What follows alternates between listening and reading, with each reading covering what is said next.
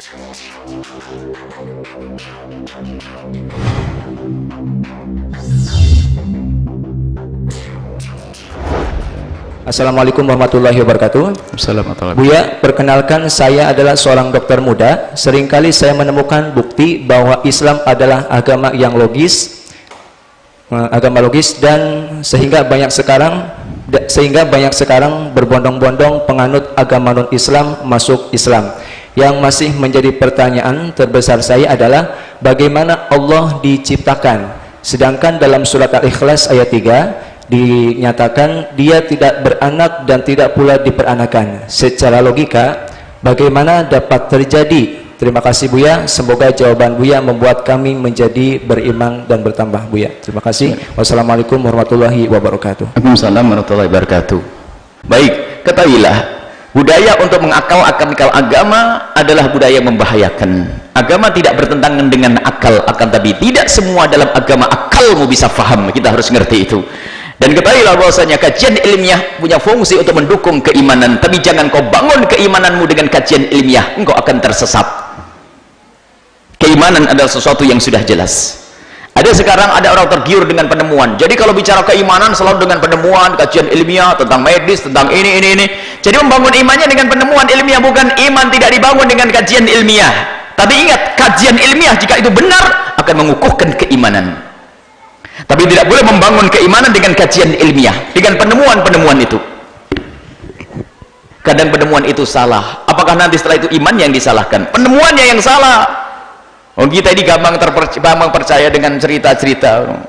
Ada orang ngebor melihat orang disiksa kubur, macam-macam. Ini terus apa lagi? Jadi kita kadang-kadang gampang terbawa kepada informasi. Keimanan dibangun dengan lihat ini ada Al-Quran, ada bimbingan dari Ustadz mengajarkan tentang bagaimana untuk merenung inilah semesta ini. Coba keimanan. Jadi memang Allah tidak bisa masuk akalmu, tapi ketahuilah untuk mempercayai Allah dengan akalmu bisa, tapi Allah tidak boleh masuk akalmu. Allah yang menciptakan akalmu, bagaimana Allah akan masuk dalam akalmu? Nggak mungkin. Tapi akalmu bisa menerima Tuhan Allah. Contoh, hanya orang gila yang tidak percaya akan. Jadi kepercayaan akan adanya Tuhan Allah ini adalah fitrah manusia. Semuanya mencari Tuhan, itu fitrah manusia. Anda tidak menemukan sekelompok manusia di tengah hutan belantara kecuali ternyata mereka juga mengakui adanya Tuhan, biarpun salah alamat. Apakah Tuhan batu, Tuhan kayu, Tuhan matahari, Tuhan bintang, Tuhan lautan, Tuhan Nyiror Kidul segala macam misalnya. Ini adalah mereka mempercayai, sebab fitrah manusia semacam itu. Cuman karena tidak mendapatkan petunjuk syariat, maka salah alamat. Tuhannya tiga, Tuhannya manusia, Tuhan. Tapi fitrah manusia mencari itu Tuhan, dan meyakini akan adanya Tuhan. Ini adalah kesepakatan orang berakal. Hanya orang yang tidak berakal saja yang tidak percaya adanya Tuhan. Ketahuilah bahwasanya dari sederhana saja, bagaimana ahli akidah menanamkan keimanan. Allah bukan materi, Allah bukan semesta, Allah bukan matahari, Allah bukan bintang. Allah pokoknya yang kau saksikan dan kau rasakan dari semesta ini, Allah tidak kayak begitu. Selesai. Lalu kayak apa? Lah di saat kau mengatakan Allah kayak apa, tidak masuk di akalmu dan tidak masuk dalam rasamu, maka saat itulah imanmu ada. Tapi Allah harus ada. Dari mana saya percaya Allah ada? Saya tidak pernah melihat. Jangan sombong kamu. Hanya ini berbahaya kalau orang sombong. Saya hanya patuh kepada, saya akan mempercayai sesuatu jika sesuatu itu sudah saya buktikan secara akal, secara akademis, secara riset. Ini orang gila baru, nanti muncul orang gila baru. Orang bisa percaya tanpa harus adanya riset, tapi cukup dengan berita. Saya pernah membuat satu contoh. Ada anak muda yang katanya anak cerdas, anak kampus, yang sok bicara dengan akal. Mungkin dia adalah sarjana falsafat, anggap saja falsafat, tapi falsafat bukan falsafat agama, sehingga dia pokoknya semua ini bisa difahami oleh akal, merasa dirinya cerdas. Sehingga suatu ketika ada rombongan dokter itu memberikan satu pengarahan tentang obat-obat, kesehatan dan sebagainya. Cuman untuk membersihkan apa itu, ada satu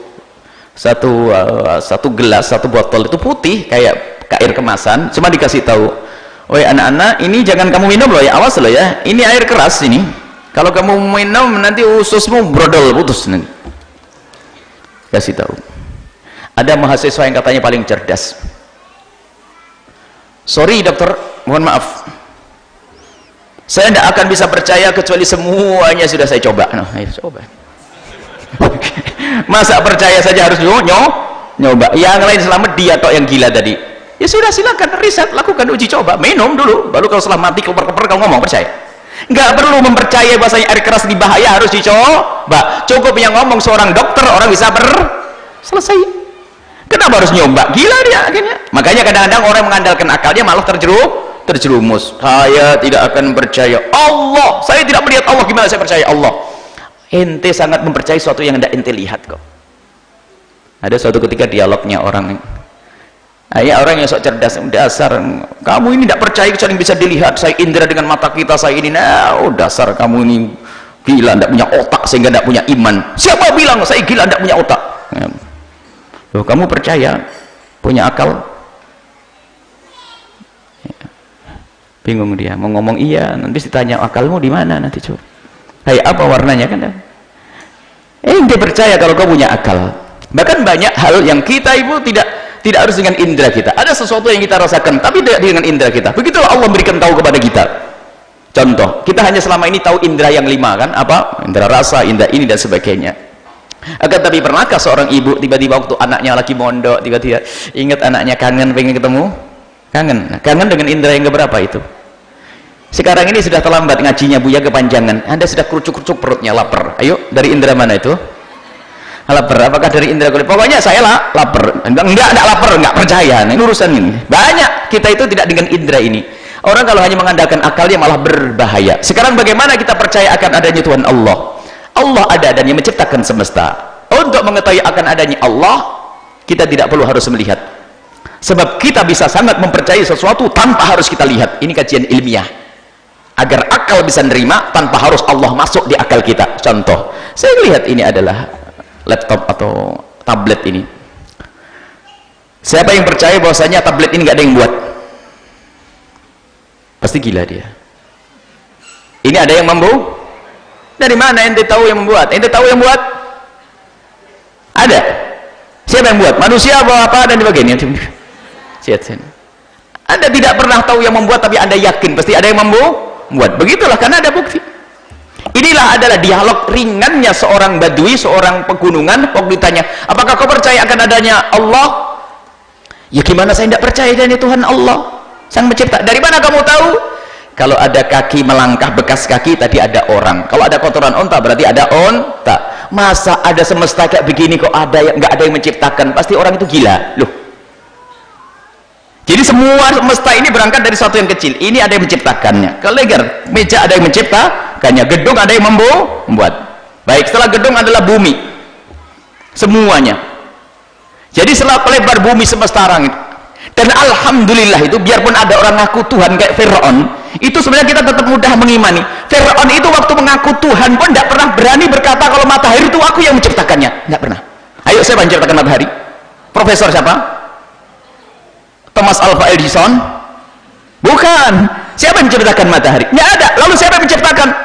Nanti ada mulai kegilaan baru lagi. Ya, semesta ini terjadi karena ya evolusi original, karena pokoknya membuat sebuah proses ini sampai ini lah, pusing. Oh baik, kalau urusannya proses, jadi ini kayak satu orang pergi ke tengah hutan, tiba-tiba ada rumah cantik di situ. Gimana ada rumah cantik di sini, antik bagus dan sebagainya? Bukan di hutan, sebuah rumah cantik bagus. Tak taunya apa? Juru kuncinya berkata, ini rumah terjadi adalah karena proses alam. Angin bertiup membuka jendelanya. Kemudian ada hujan rintik-rintik membuat barisan genteng. Wah, ini orang pada berkata yang lagi melancong ini, wah ini gila ya ini. Kalau ada rumah itu ada yang membuat. Begitulah. Jadi semesta ini ada yang menciptakan. Dan yang menciptakan adalah Allah. Kemudian pertanyaan, bagaimana siapa yang menciptakan Allah? Lah kalau Allah diciptakan maka bukan Tuhan Allah. Allah adalah yang menciptakan dan tidak diciptakan. Allah yang menciptakan, dan Allah yang menciptakan semuanya dan bukan diciptakan. Kalau Allah diciptakan maka bukan Allah, sebab yang menciptakan Allah lebih hebat lagi. Lalu yang menciptakan lagi siapa? Ada menciptakan, mana? Bukan Allah, bukan Tuhan. Tuhan Allah adalah lam yalid wa lam yulad wa lam yakul lahu kufuwan, tidak melahirkan dan tidak dilahirkan. Itu Tuhan kita Allah. Lah keyakinan Tuhan harus punya anak dan bapak ini kan karena kita berurusan dengan agama lain. Tuhan kita Allah yang menciptakan semuanya, yang menciptakan Sayyidina Rasulullah, yang menciptakan semesta, yang menciptakan Siti Maryam, yang menciptakan Sayyidina Isa alaihissalam. Tuhan Allah menciptakan dan tidak diciptakan. Ini adalah masalah keimanan. Sebenarnya pembahasannya panjang, masalah akidah itu nanti. Jadi Allah, kadang-kadang pertanyaan begini, pertanyaan unik. Lah kalau Allah kan Maha Kuasa, apakah Allah mampu menciptakan Tuhan lagi? Ini pertanyaan. Sebab padahal sudah jelas kekuasaan Allah itu tidak akan berurusan dengan sesuatu yang mustahil. Berarti pertanyaannya yang salah. Kalau kita bicara yang berterbang adalah burung, kalau ada belut terbang pasti aneh kan begitu. Aku akan menyaksikan belut berterbangan, ini enggak ada, karena belut tidak terbang, tidak umumnya belut terbang. Jadi salah bertanya. Jadi kalau kita menanyakan tentang Allah, kalau dengan bahasa manusia salah. Allah yang menciptakan manusia, menciptakan makhluk. Dan mungkin bagi yang bertanya itu bisa secara langsung nanti diskusi, kita mengambil pelajaran akidah. Waktu kita bicara tentang wujud Allah, bisa diambil rekamannya, kita bahas tentang detail bagaimana meyakini akan adanya Allah subhanahu wa ta'ala, yang semua keyakinan ini ternyata sudah ada di otaknya para filosof dari masa ke masa. Tidak ada satu filosof pun kecuali mempercaya adanya sang pencipta, cuman bedanya mereka tidak tahu kalau sang pencipta itu namanya Allah, dan tidak akan kenal Allah kecuali dengan syariat Nabi Sallallahu Alaihi Wasallam. Dan sifat-sifat Allah adalah maha tunggal, bukan seperti manusia, tidak seperti apapun dari makhluk yang itu diajarkan oleh sifat-sifat Allah. Maka itu tidak bertentangan dengan akal. Jadi adanya Allah tidak bertentangan dengan akal. Justru kalau Allah diciptakan itu bertentangan dengan akal. Kalau Allah diciptakan, akal tidak bisa nerima. Katanya Tuhan Allah yang menciptakan. Bagaimana kalau diciptakan? Berarti kalau diciptakan sama dengan yang diciptakan yang lainnya. Maka bukan Allah lagi. Apakah setiap pencipta bisa jadi Tuhan? Oh tidak. Kalau setiap pencipta jadi Tuhan, ya kan? Ini. Tapi pencipta yang jadi Tuhan adalah pencipta yang tidak diciptakan. Itulah pencipta yang jadi Tuhan. Kalau pencipta, tidak semua pencipta jadi Tuhan. Menciptakan karya, membuat kursi dan sebagainya, tidak jadi Tuhan. Karena apa? Dia masih diciptakan. Maka yang menjadi Tuhan adalah pencipta yang tidak diciptakan, yaitu Allah subhanahu wa ta'ala. Pembahasan detail insyaallah. Semoga Allah memberikan pemahaman yang benar. Ingat kaidahnya, imanmu tidak harus dihubungkan dengan urusan akalmu, tapi yang jelas akal tidak bertentangan dengan agama sama sekali. Dan ingat, iman jangan dibangun dengan penemuan-penemuan baru dan kajian ilmiah, akan tapi kajian ilmiah hendaknya untuk mendukung keimanan. Dan antara keimanan tidak bertentangan dengan kajian ilmiah. Kapan terjadi pertentangan antara kajian ilmiah dengan keimanan, atau kajian ilmiah dengan syariat, maka ketahuilah kemungkinan salahnya adalah yang pertama, kajian ilmiahnya tidak benar. Yang kedua, atau pemahaman kita kepada Al-Quran tidak benar. Tidak mungkin Al-Quran itu salah. Ini adalah insyaallah yang pembahasan dalam akidah. Nanti insyaallah di Ramadan kita belajar akidah setiap pagi. Nanti setiap pagi akidah ini penting supaya kita tidak salah dalam beriman. Wallahu a'lam bishawab.